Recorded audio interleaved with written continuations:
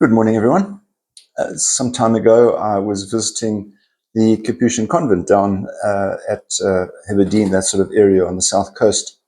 And something that I must confess I wasn't, obviously not aware of, but I wasn't conscious of the fact that it is a cloistered community. And so what does that mean? Well, there are various cloistered communities. And those, they cut themselves off from the world so that they can dedicate themselves to prayer and reflection. Now, it's not necessarily the only thing that cloistered groups would do. The Capuchins, their vocation is obviously to prayer and devotion, but it's also to service of the poor. And so therefore they might make provision for that. And so why would anybody be drawn into that kind of thing? Well, remember what it is. They are Franciscans. And therefore they're following the example of St. Francis. St. Francis gave up everything of a worldly nature so that he could actually give his life to the Lord, and came back to the simplistic, if you like.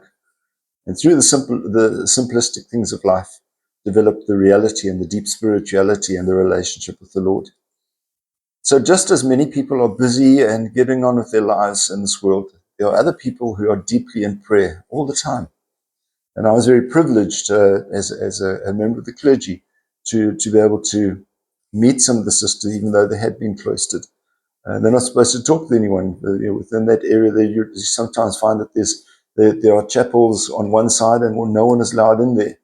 If you go to Marion Hill Monastery, for example, there are divisions between some parts of the brothers who would worship, and there are other places where human beings, us ordinary human beings, where the normal